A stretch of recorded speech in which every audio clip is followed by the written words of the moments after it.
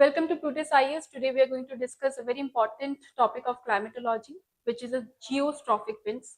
And in order to understand geostrophic winds, we need to understand what are the pressure gradient force and the Coriolis force. These topics are likely to be ignored by the aspirants because they look like very difficult prima facie. But if you try to understand them, that they are not so difficult as they are perceived. So let's discuss each one of them. So the topic which I'm going to discuss is geostrophic winds.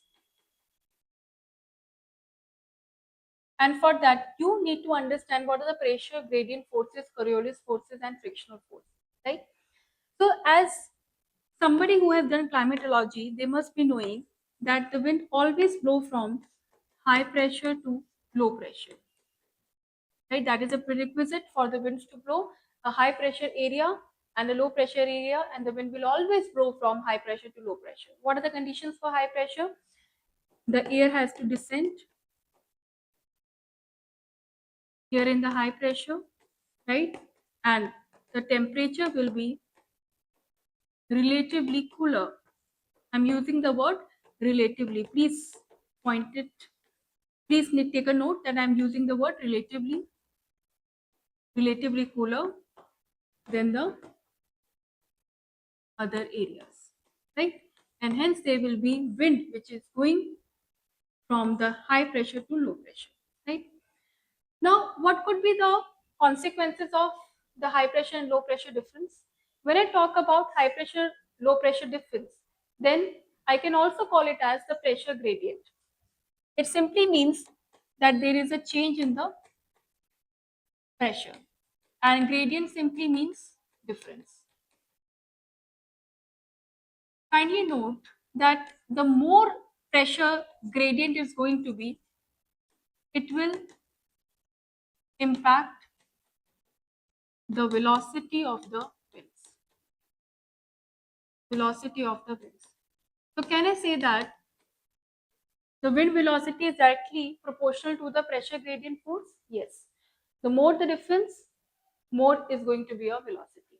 For example, if I say this is high pressure and low pressure, the difference is quite a lot. The velocity is also going to get increased. Right. So next part which is important in order to make you understand geostrophic winds are Coriolis force. Now what is this Coriolis force? It is arising due to the fact that Earth rotates.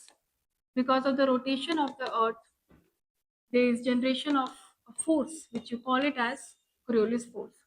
But this Coriolis force is not equal. It's not same everywhere. At the equator, it is minimum. At the poles, it is maximum. Why? Because Coriolis force is inversely proportional to the rotation of the Earth. Since it is inversely proportional to the rotation of the Earth, we know that the Earth is having the maximum rotation. The speed of the Earth is maximum at the equator and minimum at the poles. Since it is maximum at the equator, minimum at the poles, then what will happen? It is inversely proportional. Now you yourself calculate if it's minimum here, it is likely to be maximum this side because it's inversely proportional, the relation is inverse. And if it's minimum, then maximum here. So if I talk about the Coriolis force, it will be maximum at the poles and minimum at the equator. So can I say that Coriolis force is dependent upon the latitudes? Yes. But what is a Coriolis force? What impact it is giving to the wind?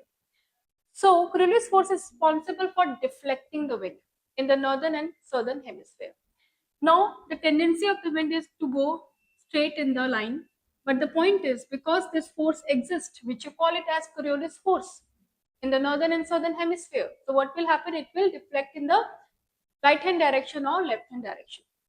And the direction would depend upon the latitude it will be at. For example, if it at the equator, the deflection will be less. If it is at the pole, the deflection is going to be much greater. But the point is, in the northern hemisphere, it acts in a different direction. In northern hemisphere, the deflection is going to be right hand side. And it's a universal rule. You have to memorize this fact. And on the left hand side, in the southern hemisphere. Southern hemisphere means it will deflect towards left. That is going to be a direction. And when the directions are different, then what will happen? It will deflect to the right in the north and left in the south. Right? Now, we have discussed two forces, important forces to understand the geostrophic wind, which is your pressure gradient force and geostrophic winds, pressure gradient force and Coriolis force. Now, there is another force which is acting, which you call it as frictional force. And frictional force is something which acts on anything which is moving forward, right? Whether it's wind, whether it's even you are taking the steps, you're walking, so there will be frictional force which is acting against you as well. Now the point is, when three forces are acting on a certain area, for example, if I say this is a pressure gradient force and this is the Coriolis force, then how your winds are going to be, the resultant wind is going to be likely in mid, right? And this is going to be a frictional force. Pressure gradient force, high pressure to low pressure. Coriolis force is acting towards right and the resultant will be like this, and frictional force acting on the back of it, right? So that's why you will see the wind is either deflecting like this or like this. If you'll see this, there's a chart of pressure belts. If you see that, then you will understand it more, that how you have to relate this. Now coming back to the topic, as we go in a higher altitudes, what is going to happen? This geostrophic winds are not, these geostrophic winds will not have the frictional forces.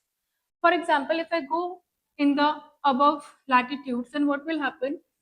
Your pressure gradient force is like this, hypothetically I'm taking, and your Coriolis force is like this, right? If I keep on increasing the Coriolis force, your as I go towards the upper latitude, then what will happen? Your Coriolis force I'm increasing to the max. So much so that this Coriolis force is acting and balancing out the PGF, which is your pressure gradient force. Now your pressure gradient force is like this, and your Coriolis force is like this. Can you see here the same diagram I have drawn, but in a different way? It's the same thing. So how it's going to be there? How the winds are going to be occurring in these areas? This is going to be the resultant of the wind, and it will blow parallel to the isobars. These winds are nothing but geostrophic winds.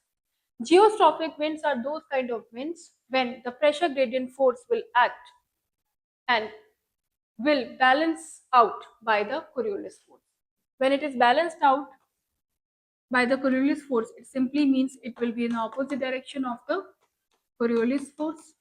Sorry, when the PGF will be balanced out by the Coriolis force, it simply means that Coriolis force will act in opposite direction of the PGF. It will be balanced out. Since it will be balanced out, the resultant winds will be parallel to the isobars. And isobars are simply the lines which are connecting the same pressures on the surface of the earth, right? Wherever you will have the same pressure, it will try connect those areas, and then those are known as the isobars, right? You are going to write about this. Geostrophic winds are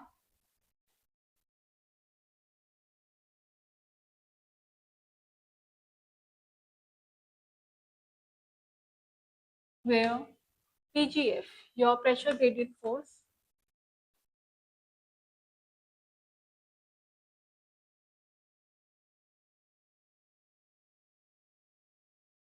is balanced out by Coriolis force. As a result, they run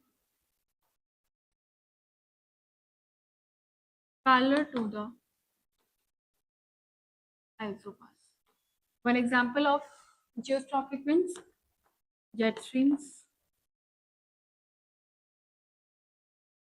are the example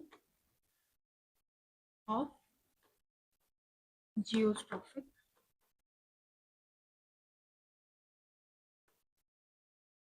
A very small topic, yet extremely important for the climatology section.